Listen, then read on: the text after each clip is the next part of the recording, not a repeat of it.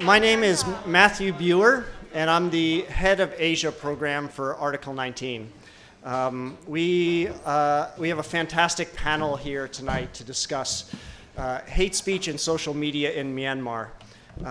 For those of you who aren't familiar with Article 19, we're an organization that defends freedom of expression and the right to information around the world.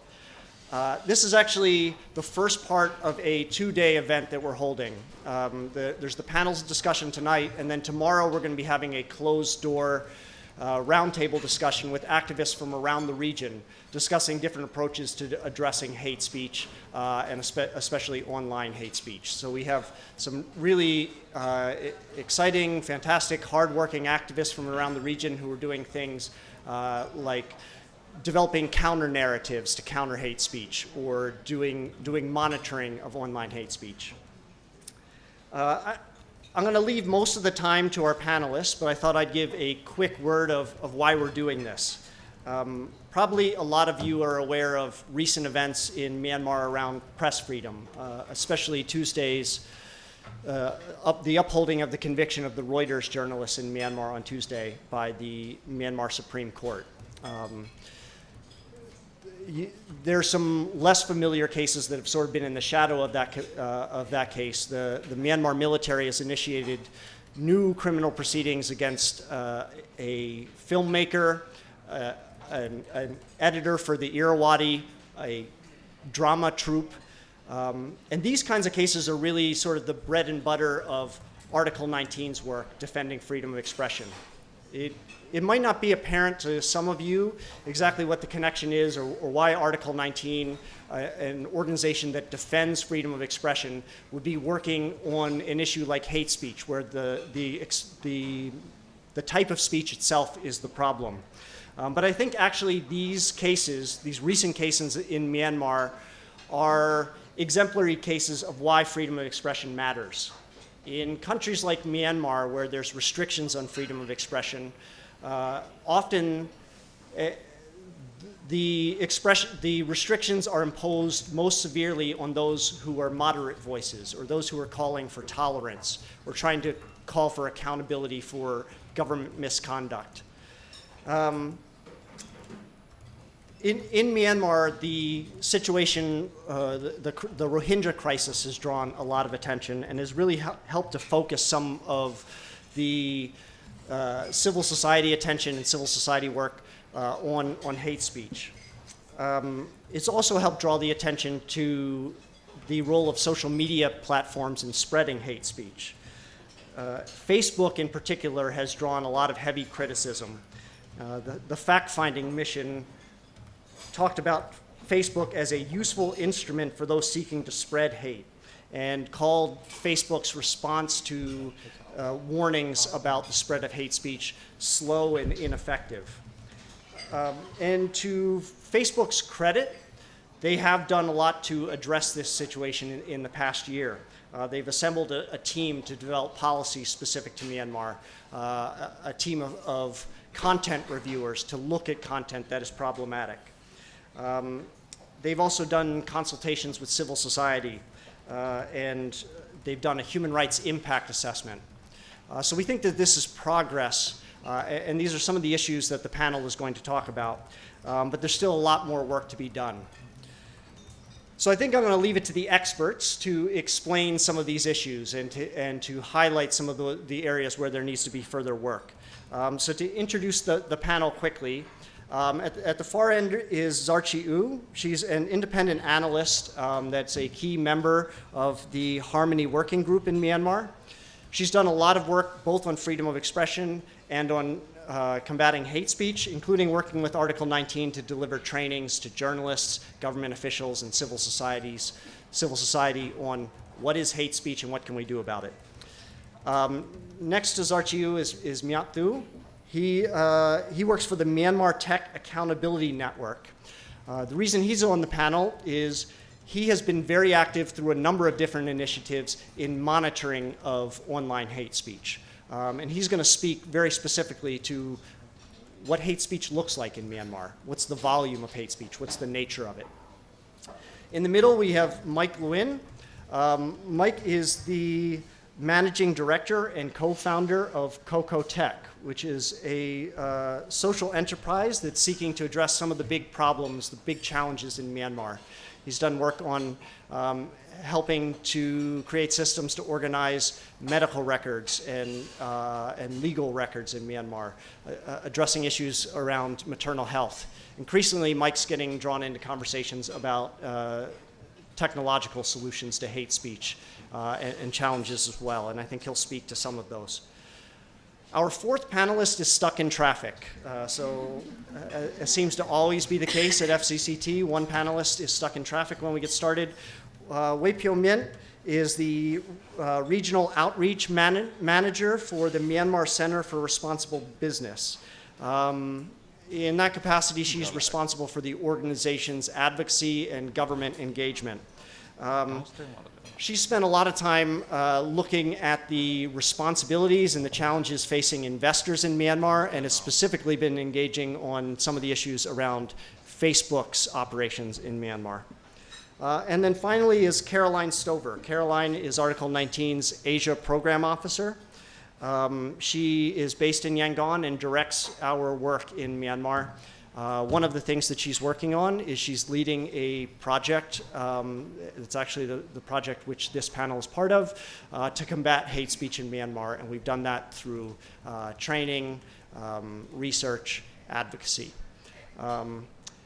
So I think we'll start with Zar Chi Oo, and I'm going to ask each of the panelists to speak for about 7 or 8 minutes, and then we will have time for question and answer at the end of the panelist discussion. Thank you, Matthew. Thank you for introducing me. And I am very honored to be here today and meeting with these great people and the new media journalists around the world. And it was really a pleasure to be here.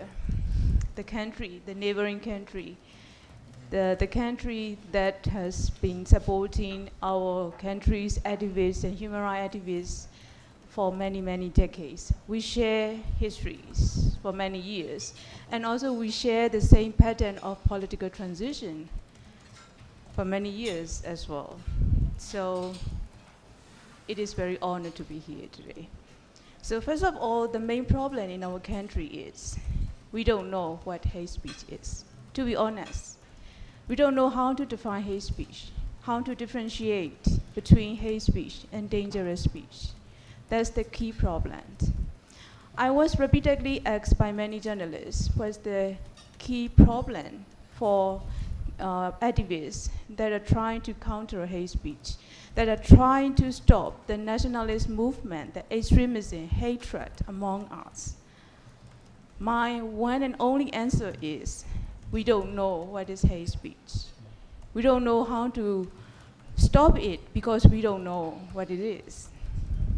So a lot of us are monitoring the trends and the changes of lexicon, terminology, and also the context. At the same time, the context and the terms and then the creativity in that itself is evolving and developing. And this is the living challenge for us. So that's the main challenge. Another thing is that our country just opened up after like 2011. And after that, we have a big mess, like communal violence happened in 2012. And then we were thrown into the ocean of information.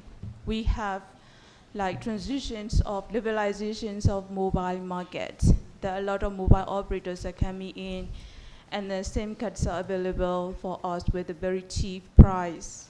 And then in a country where education has been oppressed for 50 years, and in a country where people have only envisioned our country as a peaceful, very like polite country, the Buddhist country, we don't know, we haven't been taught about diversity. And in a country like that, we grew up believing ourselves. We are very polite people. We have to protect our nation, our religion. That kind of attitude, that kind of belief. People with that mindset, with that attitudes, And then when our country liberalized and opened up to the diversity and different ethnicity, different religions especially, we were shocked. And when the communal violence broke out and when the fake news waves are coming in, we don't know how to counter it. We still don't know yet.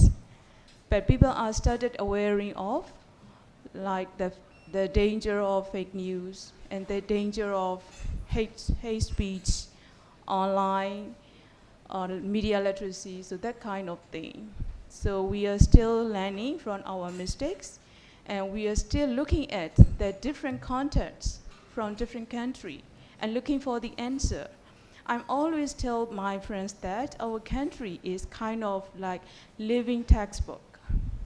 So all the experts around the world are developing new theory and testing against our country. Is the new theory, does the new theory work in our country? If it fails, they will develop another theory. And our country became a testing ground. And that is another problem for us. We know that all the international organizations have goodwill and good intention, and they want to help us. But they have limited understanding of our country context and our people, culturally, traditionally, attitudes. And then when we were thrown into a new world, like a new wave of information technology and new ideas, then there is a cultural shock. And then now our country, I'm very embarrassed whenever I travel to other country because our country are accused of a genocide committed country. That is not a good name for us. So there are many people in our country who want justice, peace, and who want the truth to be explored. But we identify that there are three channels that we should focus on: the institutionalization of peace. One is education sector. The second one is the media. And the third one is our political institutions. What I mean by a political institution, it also includes the military, because military is also part of the political institution in our country. For the education sector, there are many reforms, but as you all know that, we have many limited resources. Resources mean including funding and human resources. For the media, I've been monitoring, I've been watching all the news stories, online and offline. What I found out is that we have very limited, skillful journalists. A lot of media institutions are trying, I know that. They've been trying to give training, they've been sending a new journalist to the international country to study journalism. But when we look at the quality of the news stories, I will say, sometimes I feel really disappointed. I done the conflict coverage news in Myanmar, a pilot research, and I found out that when it comes to the conflict, so the journalists' access to information is one thing, they couldn't reach to the people on the ground, so a lot of circular referencing happens, and that creates misinformation, and also sometimes disinformation because of the journalist itself has bias if it's related to the Rohingya issue. So nobody mentioned Rohingya in our daily news, in our mainstream media. Nobody dare to mention it. And then all the news media will say like the Rohingya are unwanted, those are illegal immigrants, Bengali, unwanted creatures who have bear so many children in a short time, and then they will be overrule our country in a very short time if we permit them to stay or to let them come in our country. That kind of narrative is so common, so common. Only a few stories from a few excellent, outstanding journalists challenge that kind of stereotypes, but still very limited numbers. And then when it comes to the conflict news in the ethnic regions, we are seeing like very different narratives. If it is from the ethnic media, of course, they will pointed out the grievances and suffering of the people on the ground. And then from the state-owned media or the military-owned media, it will just say like the military is saving our country from the traitors. So that kind of narratives. So that kind of media portraying our conflicts. Can we say it is hate speech? Or it is misleading information? Or it is, how can I say, it is like, how can I say, Photoshop? Manipulating news. So when it comes to the hate speech, how to define hate speech and how to define misinformation and disinformation is really, really difficult for us. And then it really needs more attention from the academic sector and also the research sector. We need more researchers, and at the same time, we need some people who are doing advocacy, connecting those findings from the research and then connect it to the policy making. So we need policy reform, and also we need researchers to support us, like drafting the evidence-based policy reform structure, that kind of thing. So, and then another area is like education. I'm still involving the educational reform, trying to involve in educational reform. Because I'm trying to involve is there is no formal channel for the civil society organizations in the policy-making process. So there is a few openings, but it is not formal. So we have to rely on the other voices like the parliamentarians, whether they are interested in our like advocacy works, or their interest is more focused on the peace process, Penlong peace process. So that kind of thing. Education reform, everybody knows that it is important, but very few people see it is priority. It should be prioritized. So in education sector, very recently there are 160 civil society groups signed a petition and sent a letter to the government and presidents because we found out that there are very discriminatory poetry. The poetry that has been taught in the elementary level include very shocking discriminatory terms, and nobody has been paying attention to this. And that poetry, that poem, was taught in the conflict-affected area. So when I did research in that area, and I accidentally met that kind of teaching, and in the area where the communal violence broke out, and the Muslim children and the Buddhist children were separated into two classrooms, and then they are teaching differently. Because the teacher argued that if we miss those two groups, there might be another potential tension. So the teacher, to prevent the potential conflict, they separate the group. And then at the same time, they are teaching the children that mixed blood is a very dangerous thing. We should hate it. So that kind of poem is teaching 5 or 6 years old children who were being separated in a different classroom, and they are saying that don't go to that Muslim boy or don't go to like Buddhist girl because it is dangerous. It might be enforcing a potential conflict or fighting, that kind of thing. At the same time, like mixed blood is hateful thing. And it is informal education sector. So the key problem is nobody sees it as hate speech. People see is when we send a letter to the president and then the Ministry of the Education agreed to remove that point from the elementary curriculum, there are a lot of teachers complaining that now our country is very vulnerable because some groups of people are advocating the government to accept the new religion, to accept other religions that will enforce our young children to change their religion. So that kind of attitudes, that kind of response came from the teacher who are teaching those children. And the response is not only from one place or two places. We've received that kind of complaints from many different places in Myanmar.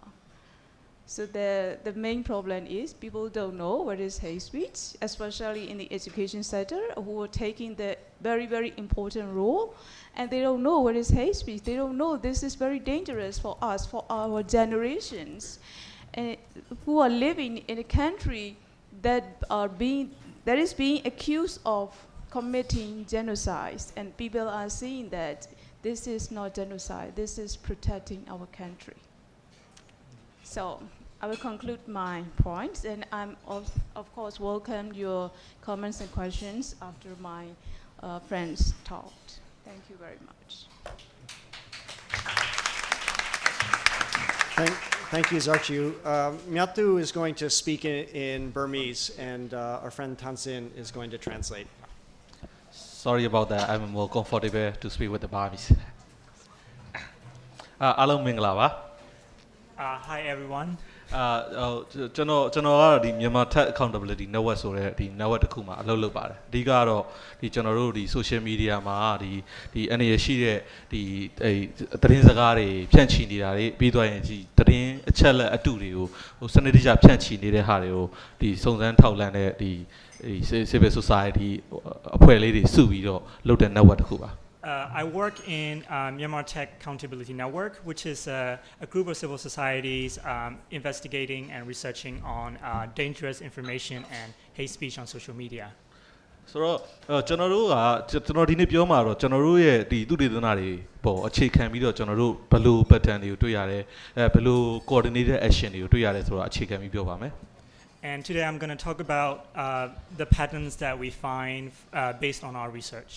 So ဒီတော့အဲ့မတိုင်ခင်မှာကျွန်တော်တို့အနည်းဆုံးကျွန်တော်တို့မြန်မာနိုင်ငံရဲ့ဒီဆော့ဆော့ဒီ digital နောက်ခံအခြေအနေလေးအနည်းချင်းပေါ့ကျွန်တော်ရဲ့ဒီအမမတ်စာကြီးကိုလည်းပြောသွားတယ်ကျွန်တော်အဲ့ဒီဟာလေးအနည်းချင်းလေးထပ်ဖြည့်ပြောပါမယ် Before I do that, I would like to add a little bit on what Masaji said about the digital outlook in Myanmar. ကျွန်တော်တို့မြန်မာနိုင်ငံကဒီ250ကျော်ကြာဒီစစ်အာဏာရှင်စနစ်အောက်မှာနေခဲ့ရတယ်ပေါ့ဆိုတော့ဒီစစ်အာဏာရှင်စနစ်အောက်မှာအကြီးအမားဆုံးကျွန်တော်တို့ကြုံတွေ့ရတာတော့ဒီ censorship ပါပဲ We have been under military dictatorship for 50 years, and the biggest problems that we had was censorship. ဆိုတော့ကျွန်တော်ဒီ censorship ကလွတ်လပ်စွာထုတ်ဖော်ပြောဆိုခွင့်ကိုပိတ်ဆို့တာမဟုတ်ဘဲနဲ့ကျွန်တော်တို့ ਨੇ ဒီကဘာနဲ့ဆက်သွယ်ခွင့်ကျွန်တော်တို့အချင်းချင်းကြားမှာဆက်သွယ်ခွင့်တွေကိုပါတော့ပိတ်ဆို့ထားတာပါပိတ်ဆို့တယ်ဆိုတာတဲ့လူတွေလက်လန်းမမိအောင်လုပ်လိုက်တယ်လို့ပြောရင်ပုံမှန်ပါမယ် The censorship was not only about cracking down freedom of expression, but it also about disconnecting us from the rest of the world. I think it's more correct to say that making us unable to access. ဆိုတော့ကျွန်တော်တို့1998မှာဒီကျွန်တော်တို့တယ်လီဖုန်းတွေရဲ့ဈေးနှုန်းကဒေါ်လာ9000လောက်ထိရှိပါတယ်ဒီကျွန်တော်တို့ဒီအဲ့ဒီဈေးနှုန်းကကျွန်တော်တို့ဘယ်လောက်ထိကျွန်တော်တို့သွားပြီး2000ကျော်ခုနှစ်အထိမှာဒီ2012ခုနှစ်အထိမှာလူဦးရေရဲ့100ခိုင်နှုန်းလောက်ကပဲဒီဆော့ဆော့ဒီ mobile phone တွေဒီ telephone တွေနဲ့တယောက်ကိုတယောက်ဆက်သွယ်ပြောဆိုဆောင်ရွက်နိုင်ပါတယ် In 1938, a telephone price could be as high as $7,000, and by 2012, our country was only connected for 1% of the population. So ဒီကျွန်တော်တို့2010မှာတော့ကျွန်တော်တို့ဒီ democracy အစိုးရပေါ့နော်ဒီ2008အခြေခံဥပဒေနဲ့တက်လာတဲ့အစိုးရအယက်သားအစိုးရပေါ့ဒီဆီယနာရှင်အသွင်မြောက်အယက်သားအစိုးရတက်လာတယ်သူတို့ကစပြီးတော့ဒီကျွန်တော်တို့ဒီဆက်သွယ်ရေးတွေမှာသူတို့စပြီးဖြေလျှော့မှုတွေလုပ်လာတဲ့အချိန်မှာကျွန်တော်တို့ကဒီ2013ကနေသူစပြီး digital library သူဒီပေါ့ကျွန်တော်တို့ liberalization ကိုသူစလုပ်လာတဲ့အချိန်မှာဒီ telephone ဈေးနှုန်းတွေကကျလာလိုက်တဲ့ဟာ2014မှာတော့ကျွန်တော်တို့ဒီ SIM card တစ်ခုရဲ့တန်ဖိုးကဒီ$1တောင်မရှိတော့ဘူးလို့ပြောလို့ရတယ် In 2010, there was we had a democratic transition where the semi-civilian government came, and they started reducing the price of the telephone SIM cards, and it really dropped in 2013. So ကျွန်တော်တို့ဒီ16မှာတော့ဒီ SIM card တွေရဲ့အရေးအတွက်ကလူဦးကျွန်တော်တို့စုစုပေါင်းလူဦးရေရဲ့အရေးအတွက်ထက်ကိုပိုများနေပါပြီပေါ့ And by 2017, the number of SIM cards is even higher than the population of the country. ကျွန်တော်တို့ကဒီ2013မှာပဲစပြီးတော့2013နဲ့14မှာပဲစပြီးတော့ဒီ internet ဆိုတာကိုစတွေ့လာတယ် mobile phone ဆိုတာစတွေ့လာတယ်ကျွန်တော်တို့ဂျားကာလာကြီးတစ်ခုလုံးမှာကျွန်တော်တို့ဘာမှမသိခဲ့ဘဲနဲ့ဒီ internet ပေါ်ဒီနည်းပညာကိုကျွန်တော်တို့စသိလာတယ်ပေါ့2013နဲ့14မှာ So by 2013 and 2014, we got our first contact with the technology, which is the internet and mobile phone, and it's a big jump. So we just skipped everything. ကျွန်တော်တို့က digital မူကြိုအစ်စ်ပဲရှိတယ်အသိဉာဏ်နဲ့ internet ကိုစသိလာတဲ့ဟာကောင်းတော့သိချင်တော့မဟုတ်ဘူးပေါ့ကျွန်တော်တို့ internet ကိုဘယ်လိုသိလဲဆို internet ကို Facebook လို့ပြီးဆိုပြီးကျွန်တော်တို့လူတော်တော်များများသိလာတာ Digital mujo, digital novice. Oh yeah. So we were when we were connected, we're connected as digital novice, which is not a good thing because by the time we're connected to the internet, we think in Facebook is the internet. So ဒီဘာကြောင့် Facebook က internet ဆိုပြီးဖြစ်လာလဲပေါ့မြန်မာပြည်မှာအဲ့ဒီမှာအကြောင်းအချက်တွေအများကြီးရှိပါတယ် Why Facebook is the internet of Myanmar? There are so many underlying reasons. ဒီ Facebook application ကဒီကျွန်တော်တို့ mobile phone စောက်ဝယ်တဲ့နေရာမှာဖုန်းဆိုင်နဲ့ auto install လုပ်ပေးထားတာရှိတယ်ပြီးတော့လူတစ်ယောက်က Facebook account မရှိဘူးဆိုရင်သူဖုန်းဝယ်တဲ့အချိန်မှာပဲဖုန်းဆိုင်ကလူကသူ့ Facebook account ဖွင့်ပေးလိုက်တယ် Facebook, we use Facebook from the app, which is auto install on our mobile phones. And when people started using the mobile phone, the first thing that they used was Facebook. So ဒီ Facebook နဲ့ပတ်သက်ပြီးတော့ဒီ mobile company တွေကလည်းသူတို့ရဲ့ဒီဟိုအကျိုးမြတ်တွေဒီ Facebook ကိုဒီ free basic ဖြစ်တုံးလို့ရအောင်ပေါ့နော်ဟိုလုပ်လို့ရတယ်ဒီ Facebook မှာပဲရှိသမျှသတင်းတွေအကုန်လုံးဖတ်လို့ရတယ်တခြားဖြောပြရေးအရာတွေအကုန်လုံးရှိနေတယ် Also, there was a brief moment of Facebook free basics that they tested, and also we can find news a lot on Facebook, and all of the entertainment was also on Facebook. ကျွန်တော်တို့ Messenger ကကျွန်တော်တို့အဓိက communicate လုပ်လို့ရတဲ့နေရာဖြစ်လာတယ်ပြီးတခြား online service တွေပါရှိတယ်ကျွန်တော်တို့ဥပမာကျွန်တော်တို့မြန်မာနိုင်ငံမှာဆိုရင်စားတောက်ဆိုင်တစ်ဆိုင်ကိုသိရဖို့ Google Map မသုံးကျွန်တော်တို့က Google Map မရှာဘူးကျွန်တော်တို့ Facebook မှာပဲရှာလိုက်တယ်အဲ့လောက်အထိကို Facebook က service ပေးနိုင်တယ်ပေါ့ And also Facebook Messenger is the main messaging platform for the people. And Facebook could literally give you any sort of service. For example, if you want to search a restaurant, we don't search on Google, but we search on Facebook. ဒီလိုလူအရန်အာရုံစိုက်လာတယ်လူတွေအရန်ယုံကြည်တယ်လူတွေအရန်အားထားတဲ့ platform တစ်ခုဟာကျွန်တော်တို့လူဖွဲ့စည်းကိုချင်းချောက်တဲ့လက်နက်တစ်ခုအဖြစ်ကိုစပြီးအသွင်ပြောင်းလာတာပါပဲ And then that kind of platform where people rely so much on was being transformed into a weapon. ဒီ Facebook ကိုဒီအသုံးပြုပြီးသတင်းတွေစာသုံးနေတဲ့ဒီပရိသတ်ကိုရည်ချက်ရှိနဲ့ကိုသတင်းမားတွေဖြန့်လာတာတွေဆော့ဆော့အမုန်းစကားတွေဖြန့်လာတာတွေတခြားအန်ရရှိတဲ့သတင်းအချက်လက်ဖြန့်လာတာတွေကဒီ2013ကနေစပြီးတော့တွင်တွင်ကြဲကြဲကိုတွေ့လာရတယ်ပေါ့ And by 2013 we find a lot of intentional work to spread hate speech on Facebook using news. To using Facebook to the audience who rely on Facebook for news. ကျွန်တော်တို့ဒီ journalist တွေနဲ့ရော journalist တွေစုံစမ်းထောက်လှမ်းမှုတွေရောဒီပြီးတော့ civil society တွေရဲ့ဒီစုံစမ်းဖော်ထုတ်မှုတွေရောကျွန်တော်တို့တွေ့လာအဓိက actor နှစ်ခုရှိပါတယ်အဓိက actor နှစ်ခုပေါ့ဒီ Facebook မှာပတ်သက် actor နှစ်ခုရှိတယ် intentionally coordinate လုပ်နေ So by the investigation of the journalists and the civil society, there are two main actors on Facebook. ဒီတစ်ခုကတော့ကျွန်တော်တို့ရဲ့စစ်တပ်ဖြစ်တယ်နောက်တစ်ခုကတော့ကျွန်တော်တို့ဒီအမျိုးသားရေးအစွန်းရောက်အဖွဲ့အစည်းတစ်ခုဖြစ်တယ်ဒီမဘာသာဆိုတဲ့အမျိုးဘာသာသာသနာစောင့်ရှောက်ရေးအဖွဲ့ဖြစ်တယ်ပေါ့ One is the military and the other one is the nationalist group called Mabada. New York Times ရဲ့စုံစမ်းဖော်ထုတ်မှုရဆိုရင်ကျွန်တော်တို့ဒီလူဦးရေ900ထက်ပိုတဲ့ဒီ online true army တခုကကျွန်တော်တို့နေပြီးတော့အခြေစိုက်ပြီးတော့ဒီဝါရဖြန့်ချီအောက်ကနေပြီးတော့ဒီလူတွေကို manipulate content တွေလုပ်တယ်ပြီးဆော့ဆော့ဒီအမုန်းစကားတွေဖြန့်တယ်ကျွန်တော်အနေရှိတဲ့တခြားသတင်းစကားတွေဖြန့်တယ်ဆိုတဲ့ဟာကိုသူတို့ဖော်ထုတ်နိုင်ခဲ့တယ် According to an article by the New York Times, there were as much as 700 people based in Naypyidaw who are spreading manipulated contents and dangerous contents. ကျွန်တော်တို့ civil society တွေရဲ့ဒီလေ့လာဆောင်ကြည့်ချက်အရာဘာသွားတွေ့ရလဲဆိုရင်ဒီကျွန်တော်တို့ဒီအမျိုးသားရေးအစွမ်းရောက်အဖွဲ့အစည်းတစ်ခုဖြစ်တဲ့မဘာသာကဒီမြို့တွေပေါ့နော်ဒီအချက်ချတဲ့မြို့တွေမှာဒီ online မှာတုံးပြီးဘယ်လိုသာသနာပြုမလဲဘယ်လိုဝါဒဖြန့်ချီမလဲဆိုတဲ့သင်တန်းတွေကို2014ကနေစပြီးတော့2016အကုန်2019ထိလှုပ်လာတာတွေ့ရတယ် Based on the monitoring learning from civil society we by 2014 we found that the nationalist extremist group Mabada started giving trainings on how to spread propaganda on Facebook.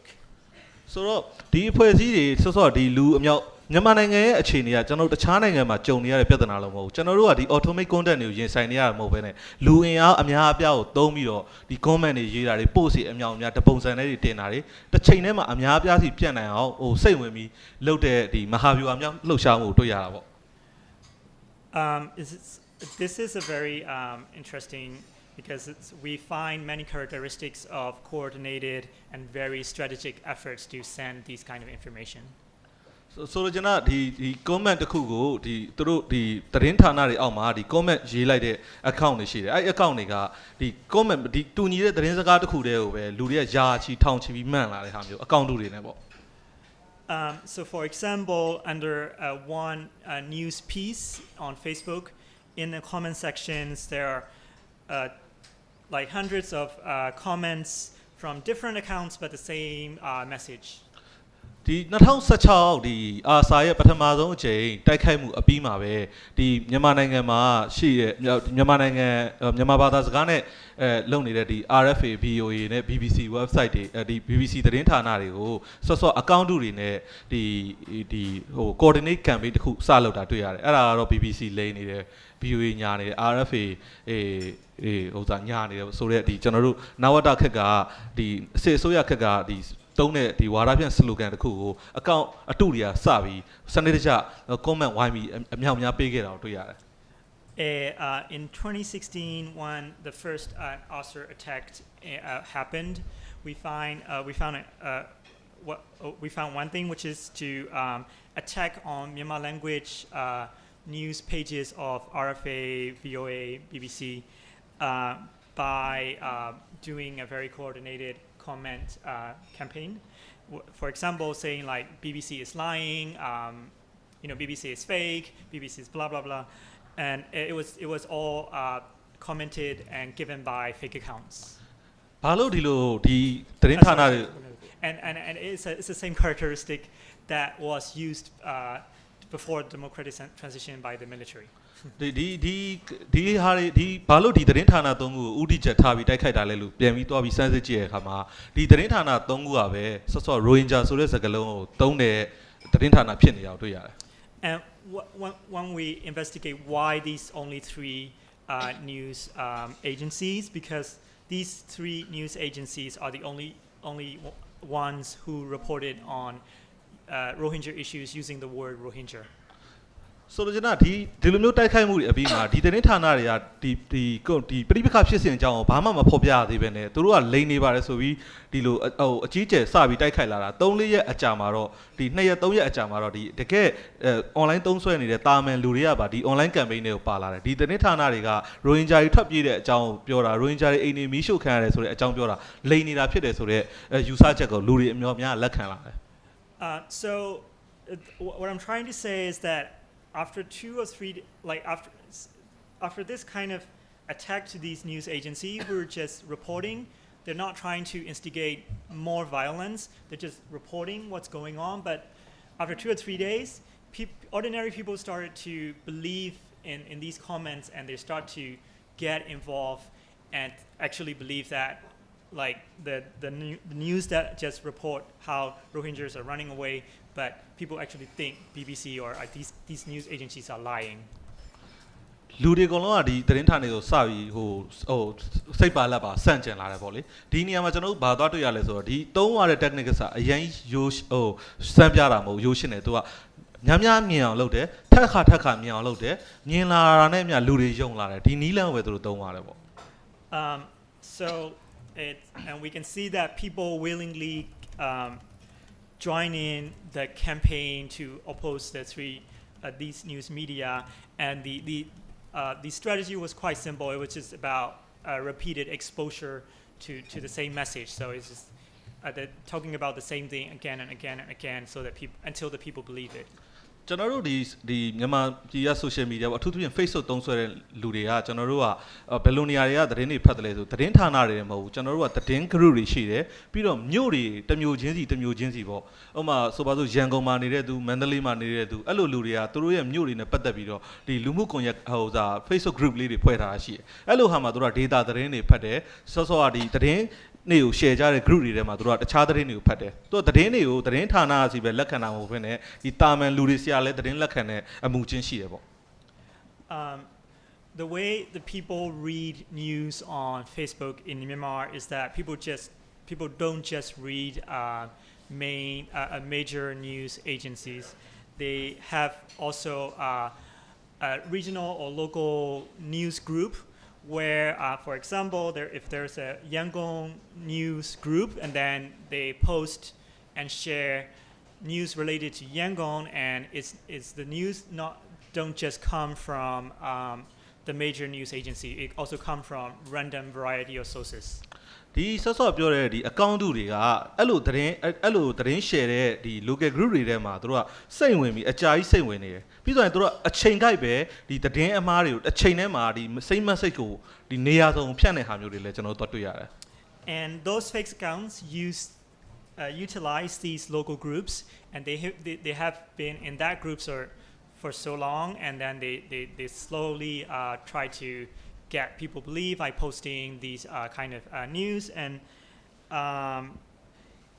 we find the same characteristic that the fake account use as comment to attack the major agencies. ကျွန်တော်တို့ကဒီနေရာမှာတို့အဓိကသုံးတဲ့ target တွေကဘာတွေသွားတွေ့လဲဆိုတော့တို့အဓိက fake account တွေအများကြီးကိုတို့ဒီ multiple fake account တွေအများကြီးကိုတို့ဖြန့်တယ်တရားဝင် lobby page တွေကိုလည်းအများအများတို့ထောင်တာတွေ့ရတယ် And the main tactics the main tactics that we found were multiple fake accounts and lobby pages. Oh yeah, and then the official lobby pages. Officially lobby pages. And then oh yeah, blatant lobby pages who just like say, oh, we support this group and that, but they just like they don't do it. They do it like blatantly. ကျွန်တော်တို့ဒီ entertainment အကြောင်းဆောင်ထားတဲ့ page တွေအများများတို့လောက်တာရှိတယ်ပြီးတော့သူတို့ကိုယ်တိုင်ကပဲတချို့ group တွေအများများဒီသတင်းဖြန့်တဲ့ group တွေအကုန်အများများပြန်ထောင်ထားတာတွေ့ရတယ် And also the other one was they use entertainment pages, so they put entertainment news, and then in between the entertainment news they insert the hate speech, right? Yeah. And also these same people set up their own groups to share news.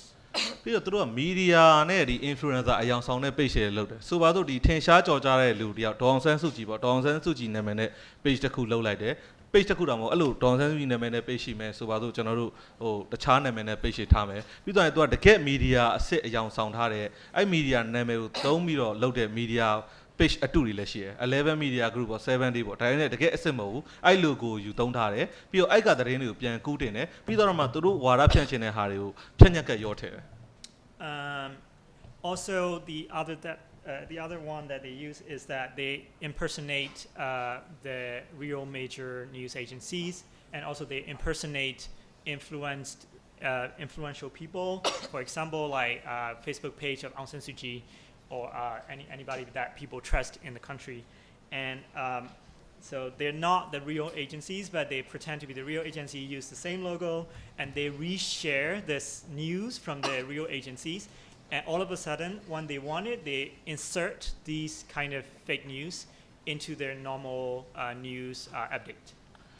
So now တို့သုံးတဲ့ technique ကဒီကျွန်တော်တို့ဒီတို့နဲ့စန့်ကျင်ပဲပြောတဲ့ account တွေကိုဆော့ဆော့အစုဖွဲ့လိုက် report ထုတဲ့ဟာမျိုးတွေအဲ့လိုဒီပြီးသွားရင်သွားပြီး online bullying လုပ်တဲ့ဟာမျိုးတွေ account တွေလုပ်တဲ့ဟာမျိုးတွေရှိတယ်ပြီးနောက်အရန်စိတ်ဝင်စားဖို့ကောင်းတာတစ်ခုကဒီ Facebook advertising ကိုပါတို့သုံးတာပေါ့ Facebook မှာကျွန်တော် boosting လုပ်ပြီးတော့တို့ရဲ့ content ကိုကြော်ညာတဲ့အထိပါလုပ်တယ် hate speech ကိုကြော်ညာတာတွေကျွန်တော်ဟိုဖမ်းမိတယ်ပြီးဆော့ဆော့ဒီမှာပါသားလို့အဖွဲ့အစည်းမျိုးတွေ2019အထိ Facebook ရဲ့ဒီ advertising ကိုသုံးပြီးတော့လူတွေစီတရားဝင်ဝါဒဖြန့်နေအောင်တွေ့ရတယ် another interest, the other tactic was to attack in large group to people who has opposing views. So people who want to share a different perspective about the issues, they attack it and they use online bullying to these people.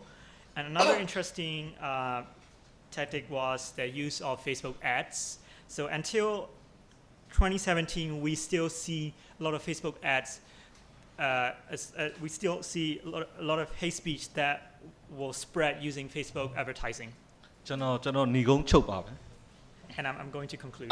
ကျွန်တော်တို့မြန်မာနိုင်ငံမှာကဒီ hate speech ကို normalize ဖြစ်နေတဲ့တာမန်လူတန်းစားတစ်ခုရှိရဲအဲ့ဒါပညာရေးနဲ့ဆက်ဆိုင်ပါတယ် In Myanmar, there's a class of people that are so normalized with hate speech, and it's related to education.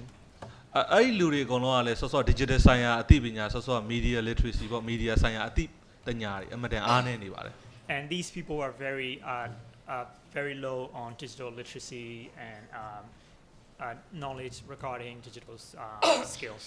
ဒါပေမဲ့ရှိသမျှဒီပြဿနာတွေဒီလူမှုပဋိပက္ခဖြစ်စေနိုင်တဲ့ဘာသာရေးပဋိပက္ခဖြစ်စေနိုင်တဲ့ဒီအမုန်းစကားတွေအနေရရှိတဲ့စကားတွေကိုစတင်ဖြန့်ချီတာကတော့ဆော့ဆော့အရင်တော့ကတော့ anonymous ပေါ့လေအခုကျွန်တော်စုံစမ်းထောက်လှမ်းမှုရဆိုရင်စတွေ့လာတဲ့ဒီအစုအဖွဲ့နှစ်ခုကဟိုရည်ရွယ်ချက်ရှိနဲ့အစပြိုးတဲ့ဟာမျိုးတွေပါဆိုလိုချင်တာရှီပြီးသားတက်စီတွေကိုကျွန်တော်တို့မီးစာပြစ်ထည့်လိုက်တာမျိုးပါပဲ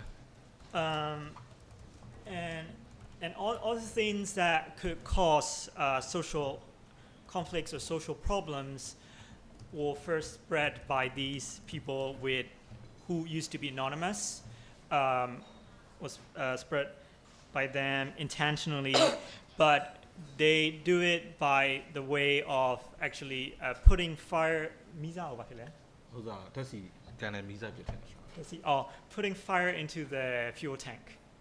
So ကျွန်တော်တို့ဟာဒီအချိန်မှာပဲဆော့ဆော့ဒီကျွန်တော်တို့အရန်အားကိုးယုံကြည်ရတဲ့ platform ဖြစ်တဲ့ဒီ Facebook လိုဟာမျိုးကလည်းဒီ2019ဒီ April လောက်ထိကို2019 April လောက်ထိကိုသူကလုံးဝတောင်းယူမှုတောင်းခံမှုတစ်စက်မှမရှိခဲ့ဘူးပေါ့ And also like now like these days and on a platform like Facebook, which a lot of people rely so much on, until 2017 April, there was not like there was no accountability from the platform. So ကျွန်တော်ဒီ2019အထိကိုကျွန်တော်တို့ရဲ့ Facebook မှာဒီဗမာစကားနဲ့ဒီ content moderate လုပ်နိုင်တဲ့ဟာ၄ဦးပဲရှိခဲ့တယ်ပေါ့2019 April အထိကို So what I'm trying to say is up until 2017 there were only 4 people in Facebook who can actually moderate in Myanmar language. သူရဲ့ platform ကဒီဆော့ဆော့ကဒီရည်ရွယ်ချက်ရှိနဲ့ချိတ်ဆက်လှုပ်ဆောင်နေတဲ့အစုအဖွဲ့နှစ်ခုရဲ့ဝါဒဖြန့်ချီမှုကိုဟိုအကန့်အသတ်မရှိသူလှစ်ပေးခဲ့တယ်ဟပေးခဲ့တယ်ပေါ့ And then what they actually helped was that they freely give their platform up to people who are abusing their platform intentionally to spread hate. မြန်မာနိုင်ငံမှာဒီကျွန်တော်တို့ရဲ့ဒီဆော့ဆော့အနေရှိတဲ့သတင်းစကားတွေအမုန်းစကားတွေကိုကျွန်တော်တို့ရပ်တန့်နိုင်ဖို့ဆိုရင်ကျွန်တော်တို့ကပညာရေးတစ်ခုကိုပြောင်းလဲဟိုရေရှည်အတွက်ဆိုရင်ကျွန်တော်ပညာရေးကိုပြောင်းလဲရမှာဖြစ်တယ်လို့လက်ရှိရေတုံမှာတော့ဒီ Facebook လို company တွေနဲ့ပို့ပြီးတောင်းယူမှုတောင်းခံမှုရှိလာအောင်သူတို့မြန်မာပြည်သူတွေစီးရရနေတဲ့ဒီအကျိုးမြတ်တွေကနေပြီးတော့ဒီလူတွေကိုပြန်ပြီးတော့ဒီဟိုအသိပညာမြင့်တင်ပေးတဲ့နေရာမှာပြန်အသုံးပြုဖို့အဲ့လိုမျိုးတွေတိုက်တွန်းဖို့လိုပါတယ် So for Myanmar to tackle the problems of dangerous and hate speech is for the long term is to reform our education, but in the short term, platforms like Facebook need to take their responsibility and then use these profits that they gain from our people and use that to educate, do more educational program. ကျွန်တော်အနေနဲ့ဒီ media ဒီ civil society တွေကပဲဒီပြဿနာကိုရပ်တန့်နိုင်မှာမဟုတ်ပါဘူးကျွန်တော်တို့ကြားနိုင်သမျှ channel တွေအများကြီးသုံးဖို့လိုပါတယ်ဒီဆော့ဆော့ media တွေကိုယ်တိုင် media တွေကပါဟိုပါဝင်ပြီးတော့ဒီသူတို့ရဲ့ media အသိပညာကိုပြန်သူတို့ရဲ့ပရိသတ်တွေစီဖြန့်ဝေပေးတာမျိုးတွေအများကြီးထိရောက်ပါလိမ့်မယ် In my opinion, civil society alone just can't solve this problem. Media also need to get involved. Media also need to educate people widely. ကျွန်တော်အမြင်ရတော့အစိုးရကတော့ဒီကိစ္စကိုရပ်တန့်နိုင်မှာမဟုတ်ပါဘူးသူကိုယ်တိုင်ကဒီဖြစ်စဉ်ကြီးမှာအဓိကကြတဲ့ပြဿနာရှိနေတဲ့အစိပ်ပိုင်းတစ်ခုဖြစ်ရှိနေတော့မှာပဲ And I personally think the government can stop these problems because they're still a big part of it. HP ဘေကိုစပြီး accountable ရေးဆွဲခဲ့တဲ့တာသနာရေးဝန်ကြီးကိုယ်တိုင်ကဒီဆော့ဆော့ကဒီအမတန်အနေရှိတဲ့ဒီအမုန်းစကားတွေကိုလူသိရှင်ကြားသူပြောနေခဲ့တယ်ပြောနေသေးပဲပေါ့ပြီးတော့ပြန်ပြီးတေချာတောင်းပန်ခဲ့တာမျိုးမရှိဘူး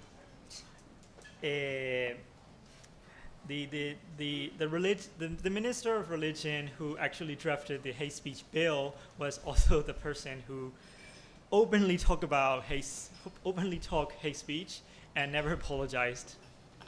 ဆိုလိုချင်တာကျွန်တော်တို့ဒီနိုင်ငံတကာအတိုင်းဝိုင်းနေနဲ့အစိုးရကိုကျွန်တော်တို့ဒီဟာနဲ့ပတ်သက်ပြီး advocate လုပ်မယ်ဒီနိုင်ငံတကာဒီအစိုးရမဟုတ်တဲ့အဖွဲ့အစည်းတွေနဲ့ advocate လုပ်မယ်ဆိုရင်ဒီဥပဒေပိုင်းဆိုင်ရာထက်ပညာရေးပိုင်းဆိုင်ရာကိုပြောင်းလဲဖို့တွန်းအားပေးဖို့ကျွန်တော်ပုံမျှော်လင့်တယ်ဒီဥပဒေကတာမန်လူတွေဒီ HP ဆိုတာဘာမှမသိတဲ့တာမန်လူတွေကိုဖမ်းဖို့အတွက်ဥပဒေဖြစ်သွားနိုင်ပါတယ် For the international community, if you are going to advocate, you should advocate for education reform rather than advocating the government for legal activity because the legal laws can be used to actually oppress people who never realize what hate speech is, but to focus more on the education side. ဟုတ်ကျွန်တော်ပြောချင်တာတော့ဒီလောက်ပါပဲအချိန်အကန့်အသတ်ကြောင့်ဟိုရက်လိုက်ပါမယ်ဟိုပြီးသွားရင်ကျွန်တော်မေးလို့ရပါတယ်ကျေးဇူးတင်ပါတယ် That's all I want to say and thank you.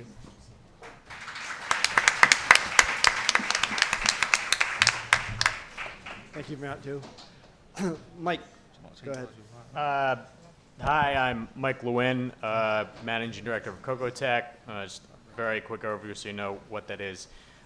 We're an IT social enterprise. We operate in Yangon. We have about 120 employees today. 113 are Myanmar nationals, with about 60% consisting of women and about, I think, approaching 50 software developers and designers. At least 50% of them are women.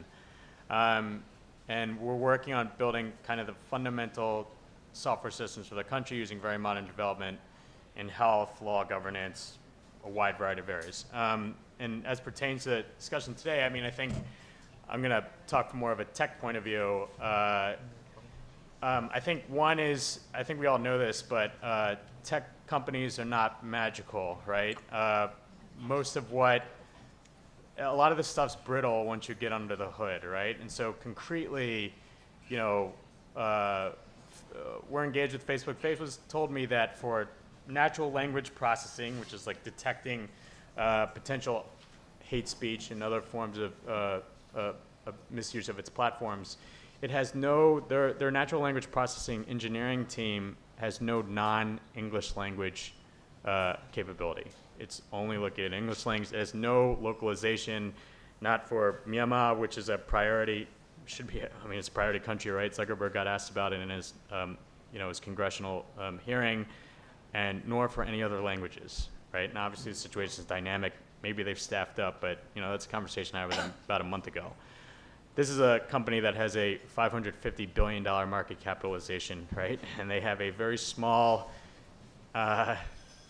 engineering side team working on this. So I know there's a lot of journalists in the room. That might be something you want to take a look at. I suspect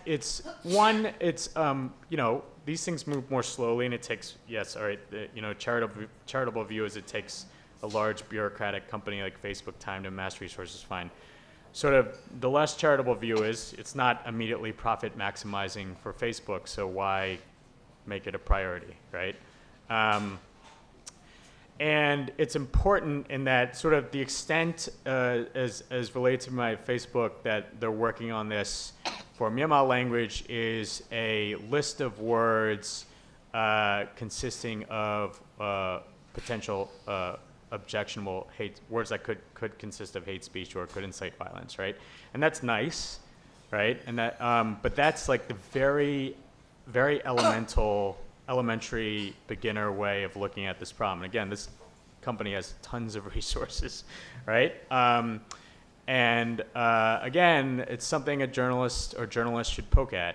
And then And a lot of the problem is now something I will commend Facebook for is that Facebook has given certain organizations access, and they're largely civil-society organizations, I understand it, including us, access to a data set of public posts, and we can start, the real work can start on improving real natural language processing algorithms to detect these issues in more sophisticated ways, but that will take time, right? And that's work that should be encouraged. I mean, we've just begun working on it, but that's work that should be encouraged, and more resources should be funneled towards that work, especially for localization, right? It's sort of, back of the envelope, it's 1/2 an engineering problem, but 1/2 a linguistics problem, right? Languages consist of words. You need linguists to make sense of, go back to your early grammar days at school, right?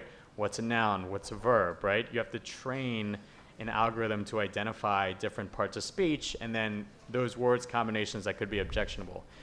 The work on this for Myanmar language is nowhere, and this needs to be worked on. Another thing is that another thing to consider is creating a proper data set of particularly objectionable speech, right? That data set is the golden ticket, right? That's the data set you really want. That data set's not readily available because it's usually consists of a lot of pages that have been banned. And it's not so easy to extract comments. The comments of posts, if any of you have read internet comments, it's, like the loneliest people who have an axe to grind. But those comments are actually incredibly useful to train algorithms. And having access to those comments for data sets would enable a quantum leap in making these algorithms more sophisticated. And then another thing, thought balloon for the journalists in the room to consider is a more philosophical issue of how tech companies do their work, right? And at my organization, Cobra Tech, we're experimenting with this now. So by no means do we have it figured out, but it's something to take a look at, right? So it's how the sausage is made, right? So typically, and I think Facebook is no different, whether it's Facebook, Google, or Twitter, or whatever. A lot of pretty much all modern software companies employ something called the agile methodology, and that's part of Facebook's earlier mantra of move fast and break things, where they rapidly prototype, and we do this too, rapidly prototype different user interfaces and feature sets, and do things called A/B testing, which you've heard about, to figure out what engages users the most and what doesn't. How that works in practice is there's a position called a product manager, and that person's a little more senior and has some experience under their belt, and usually has some form of technical background, but not always. They meet with software developers of varying skills, database people of varying skills, graphic designers, varying skill sets, and maybe more people on the statistics side, every day in what's called a daily stand-up. It's called that because you meet every day and you stand up in a room for 5 to 15 minutes and you talk about the various engineering and design issues to work through for the day. Those are the product manager kind of codifies or takes notes of all the individual tasks to do in what's called a product backlog. And basically then everybody just goes through, and it's a list to check. Think of it as a checklist. And everyone just ticks through, and they're prioritized based on how the product owner arranges them, and teams just tick through the work. In those conversations, there are no anthropologists, there are no civil society people doing the really important work like Myat Thu here and the others. There are no public policy people. There are none of the people who would have a substantive background in addressing issues of misinformation or hate speech, right? And to me, that's probably a key part of the problem why all this moves so slowly. So Facebook has a public policy department. right? I'm sure a lot of you have interfaced with them. From my understanding, that's walled off, right? So it's not involved in the actual making of the sausage. They're responding to, they're putting out fires, right? There's a fire up. It's time for the public policy team to marshal and put it out. And so to me, this is why it's seemingly approached not seemingly, it is approaching in this haphazard, ad hoc, scattershot way. And it seems bizarre, right? Because these are some of the most efficient, most productive companies in the world at engineering design, and yet it just seems like a comedy of errors dealing with stuff. And my guess is it's because these people are not the people who would have the right backgrounds to bring thoughtful ideas on how to address these issues are not part of the product sprints. And we're tinkering with, as an IT social enterprise, we're tinkering, for example, our product owners for health is someone with a public health background. It's not an engineer. For law, it's someone it's two people, one with a law background and a development aid background. And I'm not saying that that's the right answer, but I'm saying it's something that journalists should take a look at. And then it's also cultural in that, that took us years to convince our engineers and designers that was a good idea. And I think understandably, turn it around, engineers want product decisions in their mind made by other engineers. Just imagine as journalists, if an engineer came into the equivalent to daily stand-ups at your various publication outlets and started telling you what to do, you would be like, you're not a journalist, you're not a member of the cloth, right? And so I think it's understandable why this particular culture has emerged, but it does not mean that these issues are only, I think it's obvious, they're not engineering design issues. There is a non-engineering philosophy that they're operating under, and it's a Chicago school philosophy, right? It's neoclassical economics. Sheryl Sandberg is one of the world's best at it, right? And I'm not categorically saying there isn't value in that, but I am saying that, and those tenets are profit maximization and figuring out how to optimize user engagement, and so you can figure out then how to optimize the average revenue per customer, right? And there's a lot to recommend for that, and it's a big part of the reason why these tech companies have spread so wide and have so much influence. But that is one sort of mental model for human flourishing. And those people have a strong voice at these tech companies, but other models related to human flourishing do not. And I think it would be very interesting if journalists took a look at that from at the atomic level, which for a tech company is the daily stand-up. It's the product sprints. And so that's something that should be looked at. And then I think taking a look at, I think pretty much everyone at Facebook's smart, so it's not an issue of IQ.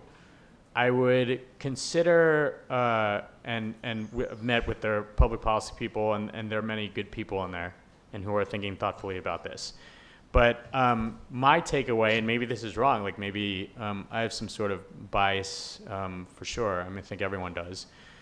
My takeaway is that for a lot of them, it's more just being unaware of the complexities of dealing with speech on their platforms rather than, something darker like outright malice or, intentionality about it. And I think in my view, it's because their public policy team is not staffed with people who have a background in thinking about civil rights or freedom of expression, freedom of speech.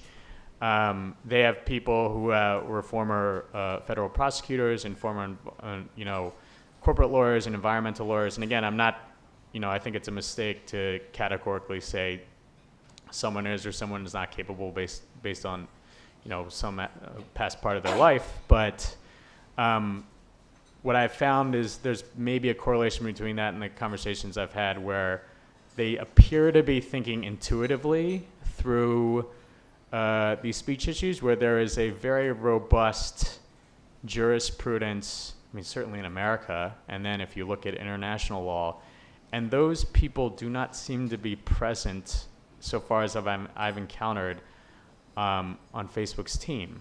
And I think that's a lot of the reason why it seems like there's a great Vanity Fair long-form article on the public policy team, and one of the leaders in the team said, like, my instinct is to think through, and to me that's crazy, right? It's like you're instinctively thinking through something where there's a robust literature that's like 100 years old on this.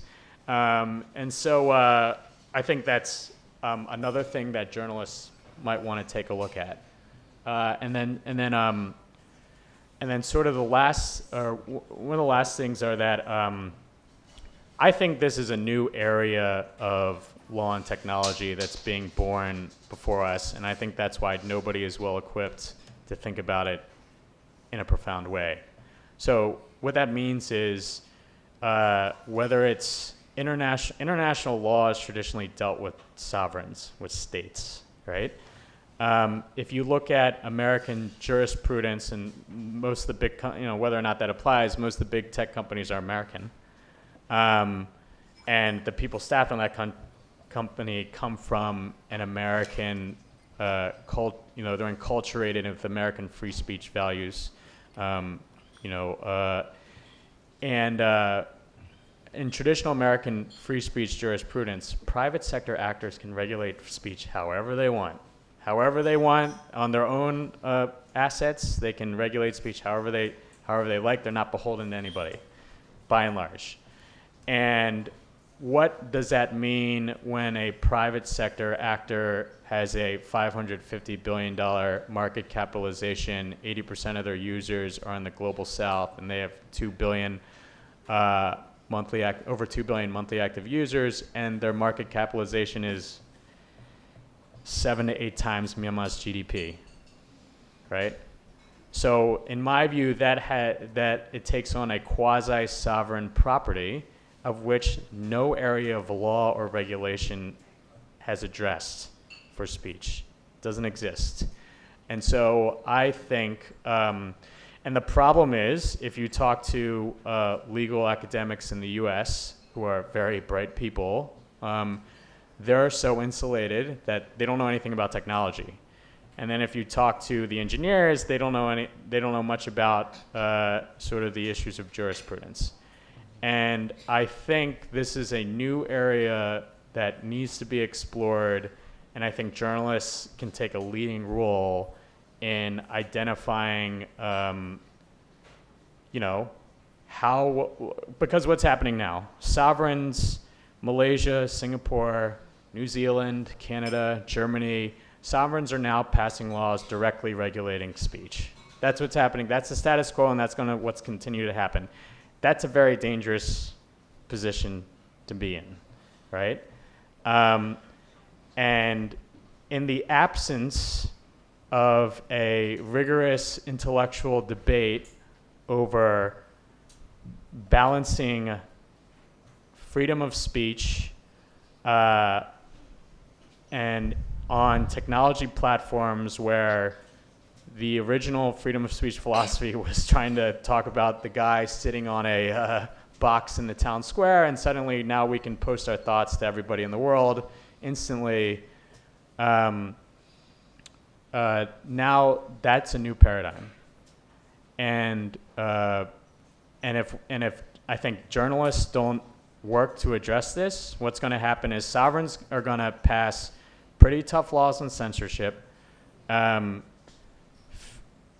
Facebook or so are either going to uniformly comply with laws that might be too rough or withdraw, in which case I think you'd have local counterparts come up, instead, local alternatives instead, which will be mouth organs of the state. And is that the world you want to be in? And in my view, legal academics are totally unaware of this because they don't know anything about tech. And again, the engineers are unaware about this. They don't know anything about policy. And I think that's where journalists need to kind of shine a light on these issues, so both sides and others and the body politic can come together and have a robust debate on this new area of quasi-law and regulation and what to do about it. And those are my thoughts, and we'll take questions later.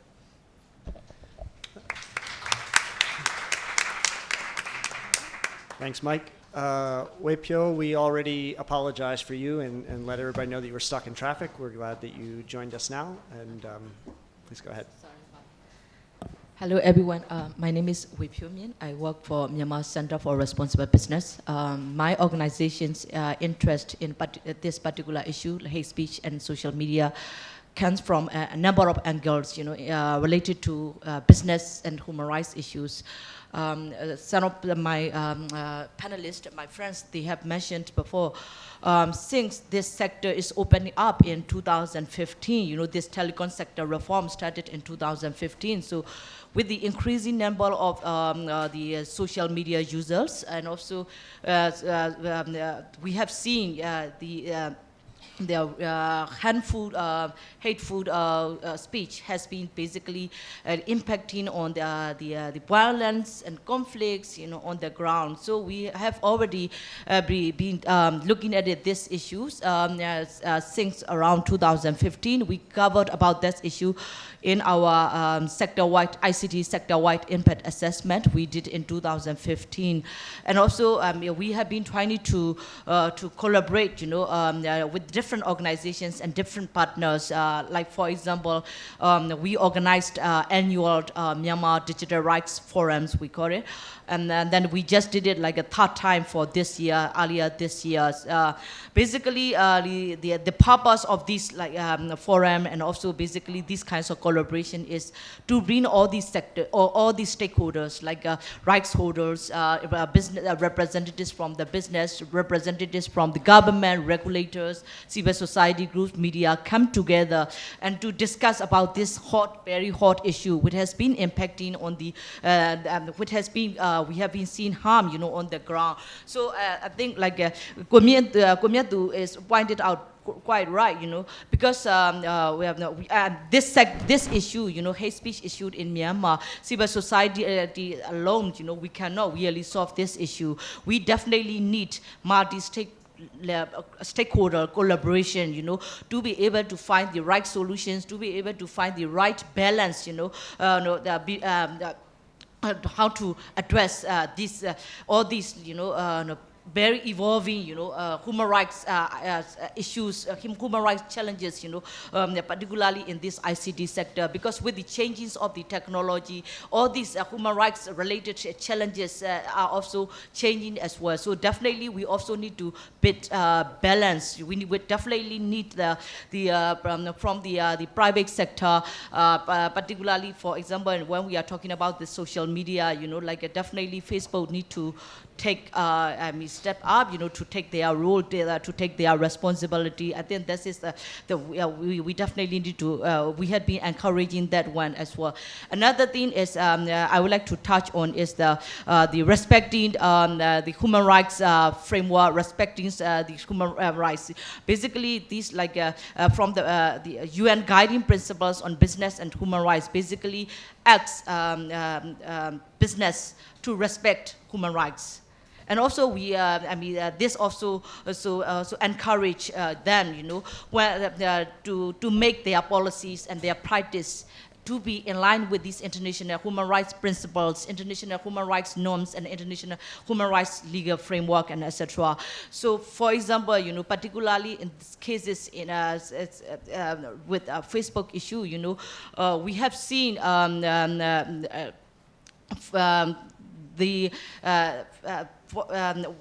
example, I would like to give is a kind of like a definition of the hate speech by Facebook, and also the definition of terrorist group, used by Facebook. It's not necessarily in line currently the current definition they had been using is not necessarily in line with this international human rights legal framework. So that's and then so basically we have already see the impact impacts, the issues of that, For example, last February, this year February, Facebook took down accounts related to 4 ethnic armed groups. Basically, all these 4 armed groups are not the ones who has already signed their national ceasefire agreement initiated by the government. They are not the ones who have already, so basically they are not the ones, kind of like recognized by the government.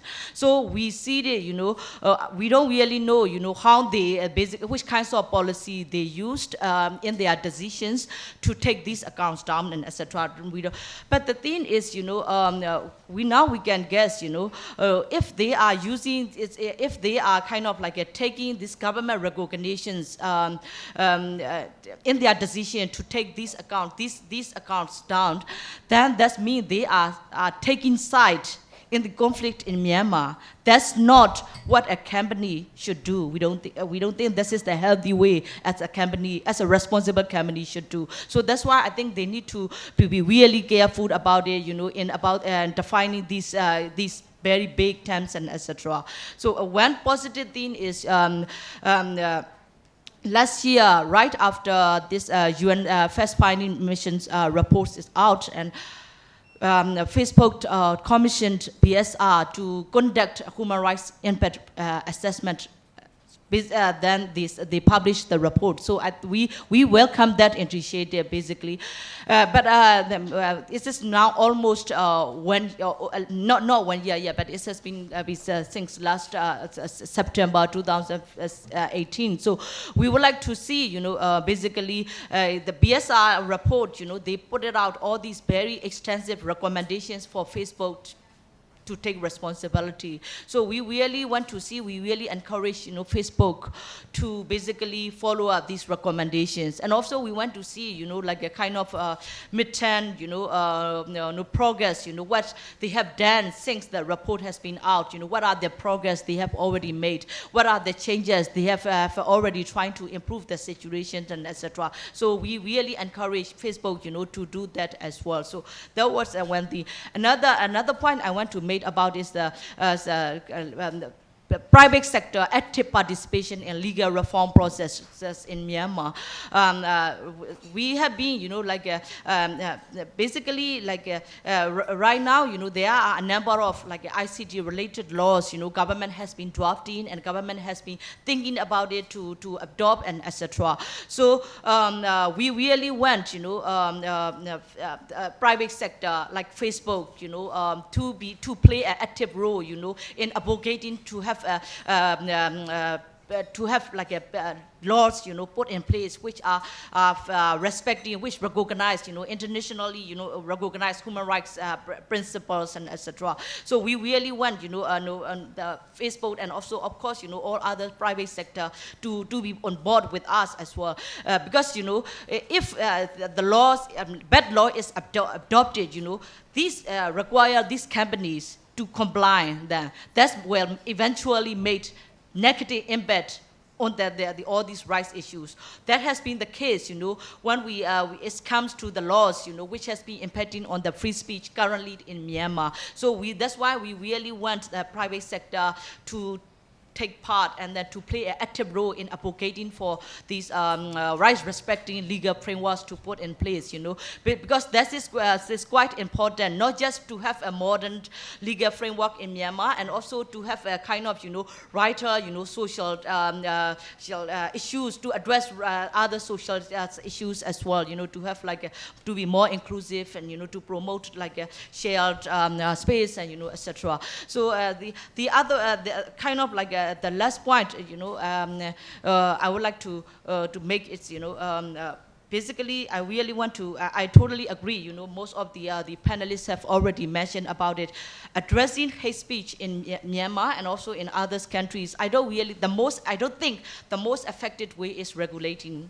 We don't think so. So right now, of course, government has been trying to draft anti-hate speech law. We have a lot of concern on that issue as well, We don't really want another law trying to to basically restrict, our speech for free speech and etc. So that's why, in trying to address this hate speech issue, in Myanmar and in somewhere else in the world, we really want to see it, kind of like through the education or through the others, like social, changes in the social changes in the social attitudes, so that's also in that one as well. Of course, government in that one as well, also of course, government need to take some leading role, for that. But we really want to see, the private sector companies, business, stepping up and taking the role and participating in through these doing these digital literacy campaigns and all these different software education campaigns with us. And also we really want the media to be on board as well, particularly educating public about these issues. Thank you so much. Thanks, Wai Phyo. And Caroline. Thanks, Matthew. Hi, everyone. Since I'm the last panelist, I'm just going to take a few minutes to talk about some of Article 19's recommendations on this topic. We have some recommendations both for the government of Myanmar, but also for Facebook and other social media platforms. But first, I want to just go back to the point that Zar Chi Oo raised at the beginning of the session, which is the fact that hate speech is so hard to define. And it's not just in Myanmar, it's everywhere in the world. And if we try to define hate speech and then craft a response to it based on that definition, we get very confused. And so we think the better approach is to look at a framework that already exists, and that's the international human rights law framework. And there, particularly in relation to Articles 19 and 20 of the International Covenant on Civil and Political Rights, we have very clear guidance on how speech should be treated, including hate speech. So there is some speech which must be prohibited. That's speech like incitement to genocide, for example. But on the other end of the spectrum, there is speech that some people may consider hate speech under some definitions, maybe speech that might be offensive but is not required to be prohibited by international human rights law. And so I just wanted to provide that as a starting point as we look at some of the recommendations for the government of Myanmar and also for Facebook. So turning first to the government of Myanmar, this will now be the third time on this panel that we talk about the proposed anti-hate speech legislation, but we also see this as one of the key issues relating to hate speech in Myanmar today. Article 19 has analyzed the three versions of the law that have been released to the public, and what we saw was that they were really problematic from a freedom of expression lens and didn't really do much to solve the issue of hate speech.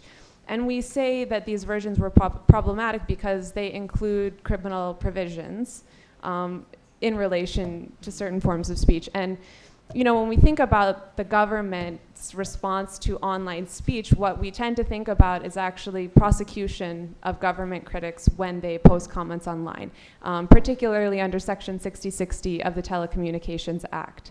So what we really don't want is another law that provides for criminal sanctions, another tool that the government could use to silence those who would be critical of the government.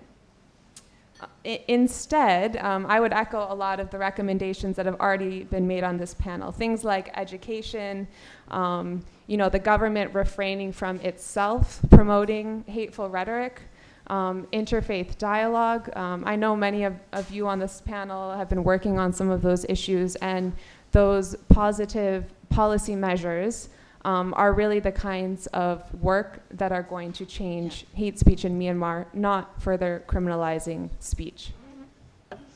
And so next, we also have some recommendations for Facebook.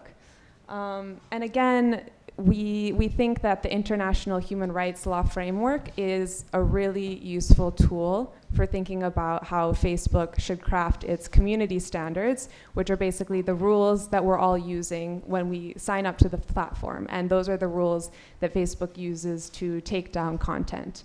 And as Mike mentioned, people have been thinking about freedom of speech issues for a long time. States have been thinking about it. UN experts like the Special Rapporteur on Freedom of Expression, the UN Human Rights Committee, there is a lot of authoritative guidance on how to implement freedom of expression standards. And using that wealth of knowledge, we think would be really helpful for social media platforms. So our first recommendation would be for dominant platforms to align their community standards with international human rights law. So in Myanmar, like Myat Thu mentioned, Facebook basically is the internet. It's the dominant social media platform, but it's also the way that most people are able to access the internet. So it's really important that Facebook bears that in mind when it's regulating speech. For the first time, a lot of people really have a voice, and that shouldn't be discounted. But when we talk about aligning the community standards with international human rights law, looking at the definitions of, for example, hate speech, of terrorist organizations, Facebook could more closely tailor those to international human rights law. And they could also do a lot to make their community standards clearer. When we hold states accountable to international human rights law standards, for example, one of the principles we use is legality, making sure that when they're taking actions against individuals, they do so in accordance with law. And so by clarifying the community standards by both using better language, but by also providing case studies and examples and reasoning about why certain content has been taken down, it's going to give users a better idea of what's permissible on the platform and what isn't. But the other problem with overly broad definitions is that it runs the risk that Facebook is taking down content that really should be allowed in an open society, or that it's taking down content in an arbitrary manner, which could have unintended effects in the country, particularly if it's seen that the platform is taking sides on certain issues. But even if Facebook gets the substance right, it also needs to think a lot about the process by which it's applying those standards. And one of the key areas that we're looking at now is basically the appeals process when someone has their content removed, and also sort of the oversight mechanism for social media platforms like Facebook. We think that there should be an independent appeals process to appeal content takedown decisions.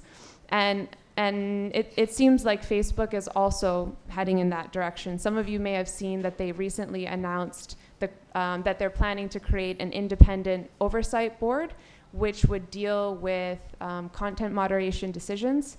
And we definitely think that's a step in the right direction, although we don't think it goes quite far enough.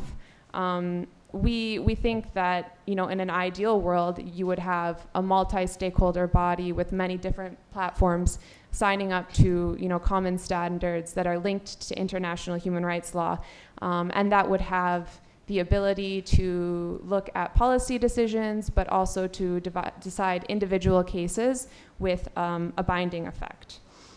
So that's just a brief introduction to some of our recommendations. We have a lot of material on our website as well, in case you're interested in digging deeper into some of those issues, but we're also happy to take any questions. Thanks, Caroline.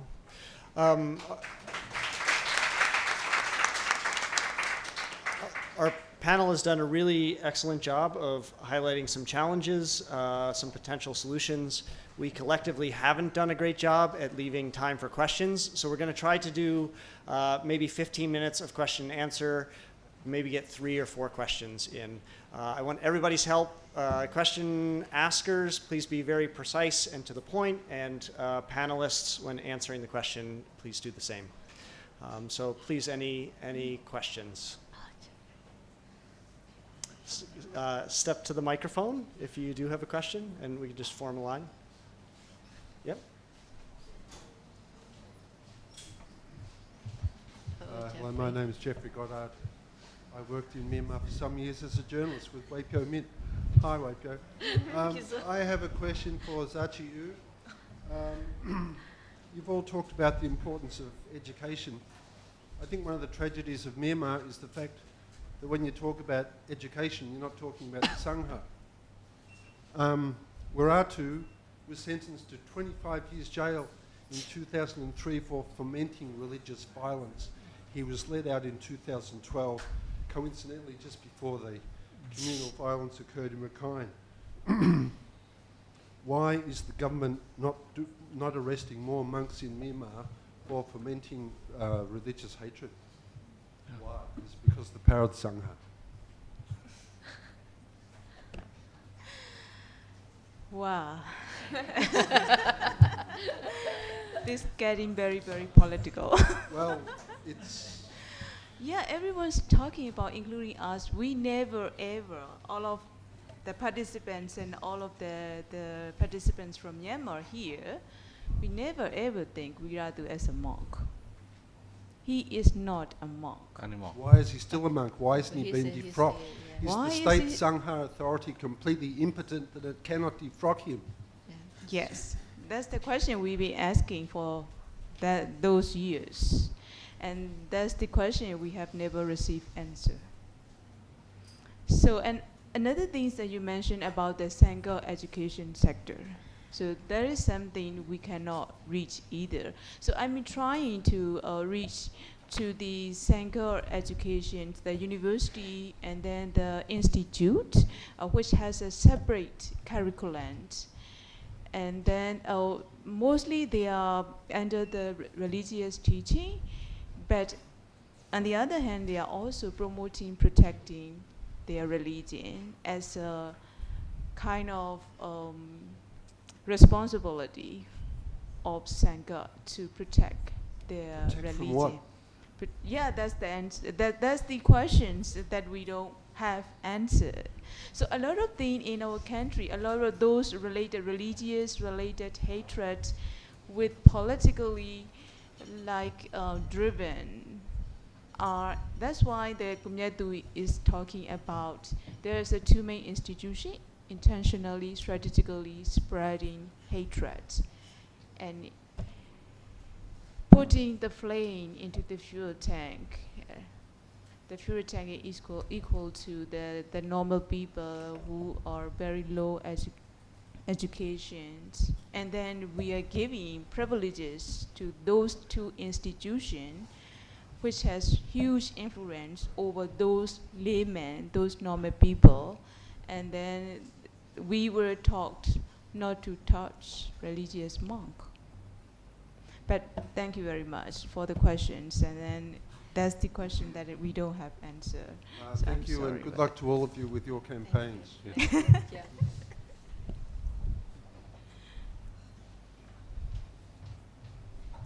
Good evening. Thank you for this really interesting panel. My name is Jessica Olney, and I'm a researcher based in Cox's Bazar.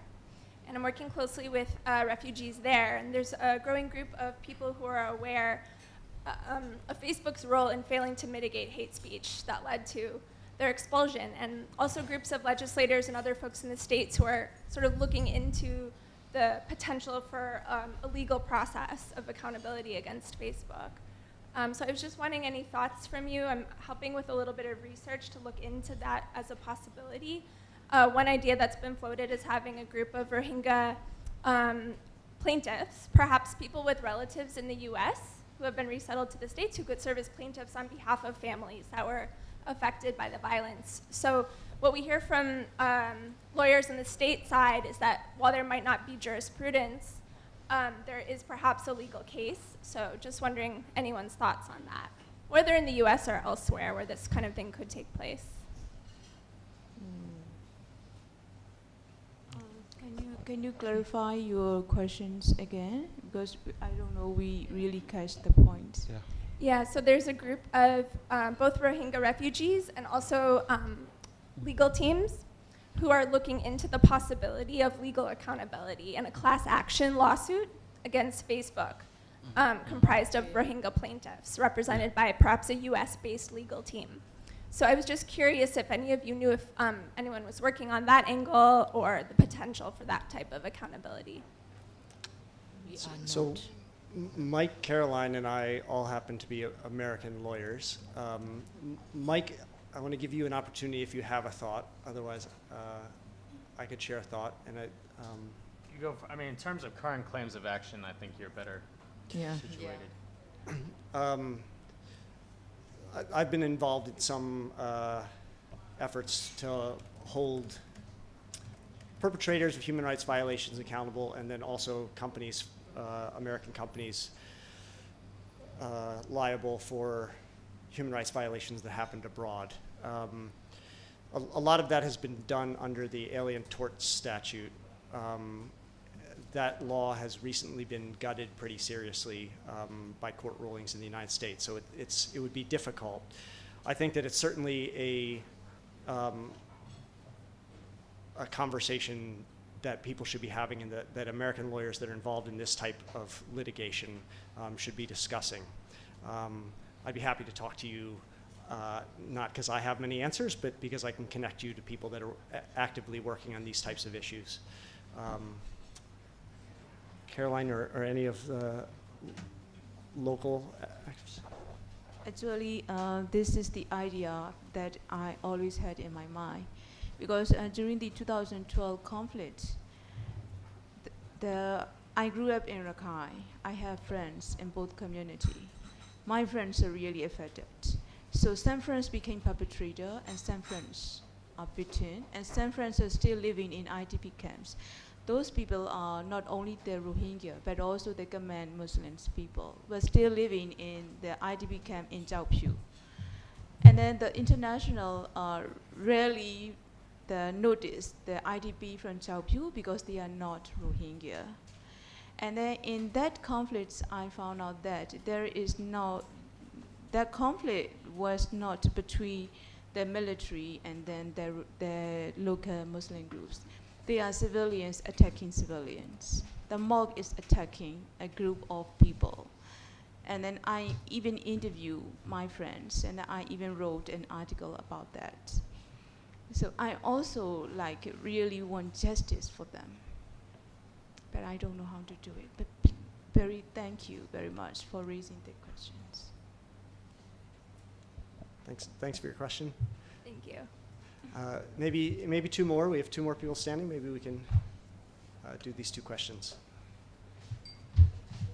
Hi, George Lerner, independent researcher. I was just curious. I think if you ask people at Facebook and Twitter, they'll probably tell you they've been doing the best they can when it comes to regulating hate speech and the appeals process. But given that both those platforms in some ways accurately represent the opinions of the people who use it, how far can you go pushing those two companies to regulate hate speech when the governments will simply migrate the platforms off the international servers and force those companies to stop letting their own users use it in Myanmar? I mean, I don't really see there being a future for essentially international pressure for Facebook, given that I think Facebook has really tried to do as much as it can as already, and I don't really see any room for it to try to go down further and continue to regulate hate speech, unless you guys have any further ideas beyond saying that they're trying to do more. I think maybe Mike and Wai Phyo, I know you've been engaged in conversations with Facebook, so maybe if the two of you want to share thoughts. Okay. Okay, I was thinking about. Okay, one thing is I think you talking about this last year, like in December last year, Facebook took down, almost all the accounts related to the military and also military leadership, and also including the media owned by the military in Myanmar. So many of the military supporters basically switch their media platform, social media platform to the Russian owned platform. I don't really think that that's also a good kind of move, from the human rights perspective as well. So another thing is. And also the other one is okay. The other one is basically right now is Facebook has already have been have some kind of improvement, some initiatives. For example, I just mentioned about it. The Facebook has already published their human rights impact assessment done by the BSR, and also another one is that the Facebook also hired some of these locals who can understand the Burmese content, and then as well in their public policy team, but also the reviewing team as well. They are already have some in terms of number. They have increased in terms of reviewers who understand. But the thing is, right now is already like a still.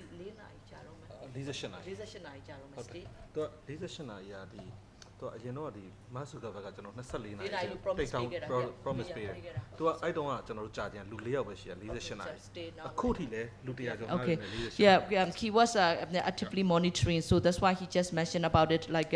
Previously, before until 2018, there are only 4 reviewers who understand the Burmese content. At that time, the review process took about 48 hours to be able to make the decision whether to take down or not.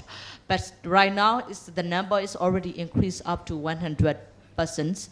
But still, the review time is still taking us 48 hours. Sorry, I think I got a kind of missed your question, so that's why I was answering. No, you answered it perfectly. Thank you. Okay, thank you so much. So the thing we can talk is Facebook hiring some people. It's just a number. The quality is stay. So it's take 40 hours. So other issue is stay taking too long. I'm Jandeep Katwala from Phyo Media Institute. Journalists face a lot of pressure in Myanmar, but is there any evidence that journalists themselves have been involved in disseminating or spreading hate speech?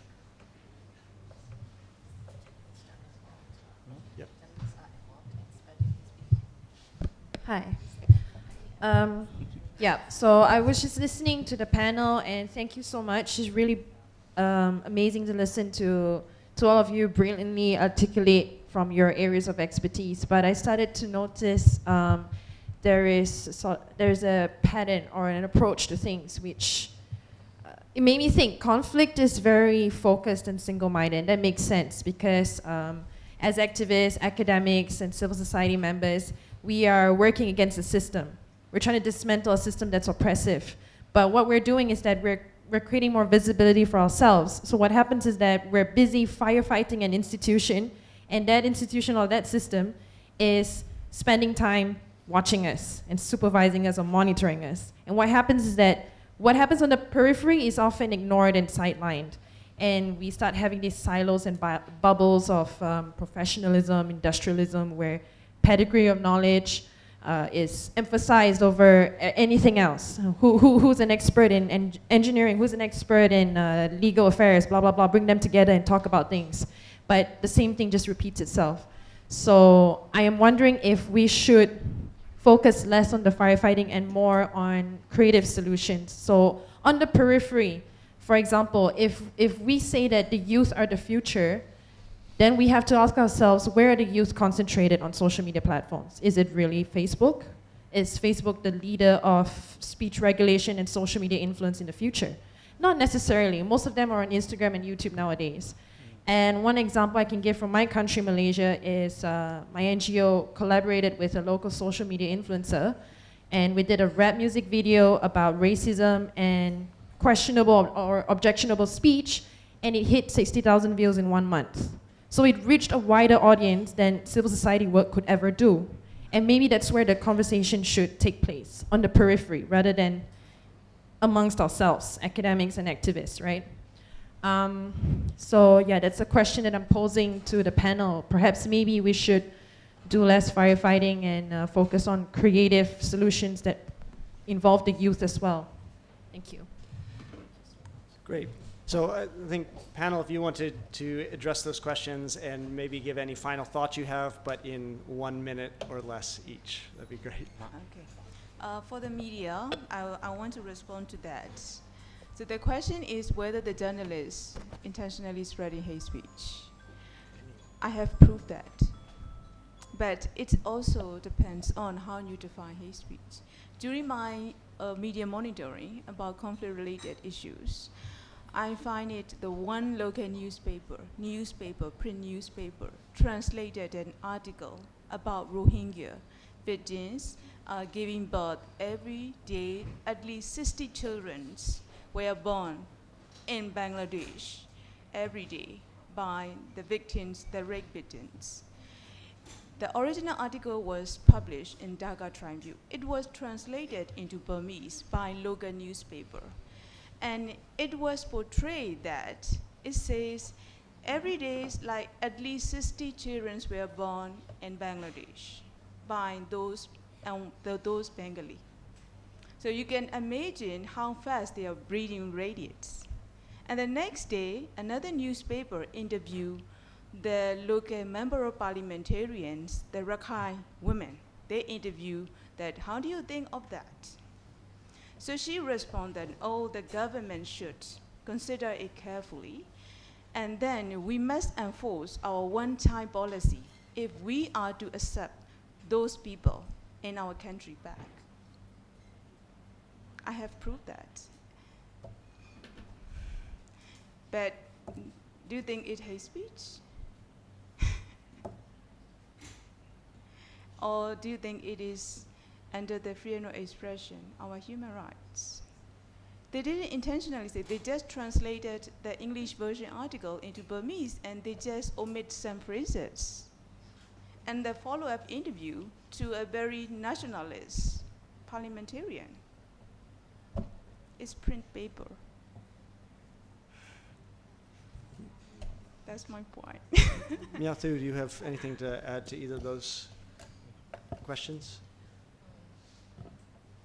I just want to say back to the first Jeffrey's comments, basically on the whether this Buddhist monk, who is quite radical and also so better, nobody can. Basically, the government doesn't do anything, So he has been kind of like has been using different platforms, spreading hate speech and etc. Yes, we haven't really publicly see, any person who make a court case, who the police suing him. We haven't had up to now yet. But the thing is, in the current legal framework, there are mechanisms, we already have like a journalist, human rights activist who had been sued for their Facebook post, basically by using these like criminal defamation provisions, which are the post, insulting, offending, military personnel or military leadership and etc. And also even some of these like government officials. We already have over hundreds of cases, which has been sued by using these articles and etc.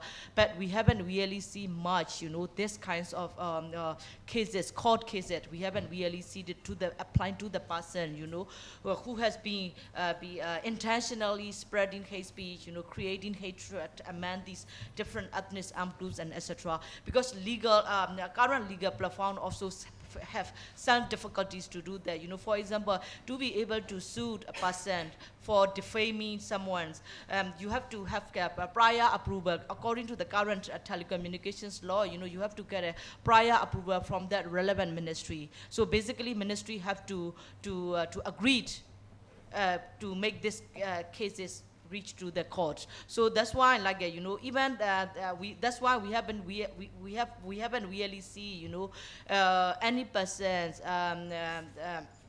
who has been intentionally spreading hate on these different social media platforms had been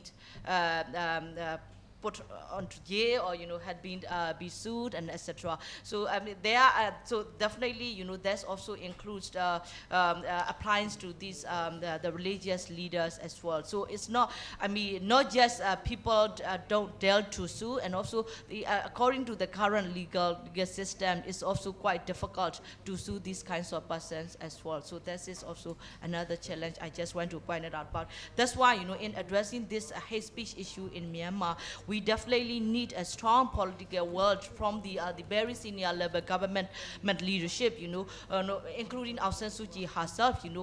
Up to now, we haven't really seen any strong signal from the government side. They have zero tolerance on these discriminatory terms and etc. So until and unless they have shown these kinds of strong signal from the senior government level, it's just so difficult to address and to bring these things accountable for their action. Thank you. Yeah. I will answer the last question. No question. Yes. So yes, we always advocate Facebook to take down the really dangerous content, and also at the same time, we also advocate to protect our freedom of speech online. That is conflict of interest. Yeah, I agree with that. But the problem is, we have no solution to regulate by the government or the other platform right now. So the thing we can do is, now Facebook already explained to the civil society and the Myanmar media about their system. So they already said, if we report something, it will directly go to the content moderator team, and the other they use AI to detect the hate speech. So this is a two model to detect the dangerous speech and the other. So the one issue is, when we report to the content moderation when they make a report, they review it. It's taking too long, and also they cannot understand the context, and then it stay on their platform. And then we need to ask again to them to review it again. We put the extra note why this is really dangerous, and then they take down. So sometimes it take more than 48 hours. So it means their content reviewer just know the content, not the context. Hate speech is the context, not the content. The wording. If you detect the wording and take down, it is not the problem solving. The thing we talk to Facebook is they need to hire the people who understand the context of Myanmar, not the content. So that is one problem. Another one is, our solution is the education. For me, I believe the thing. If we cannot change our education system, the discrimination is in our education system. They teach about the hateful poem to the young children, and also they teach the essay who really against the Muslim or Christian in the the university level the first year, the Myanmar they teach about the discrimination essay. It's to protest our race and religion. So they point out the misplay is the problem. So that kind of thing is in the education system. So in Myanmar, hate speech is normalized. So when hate speech becoming the conflict, it's because of the intentionally and coordinated effort. That's the problem. So the thing Facebook can do is, they can take down they need to hire the review person who really understand the local context, not the content. So that is what we're talking about. Maybe it's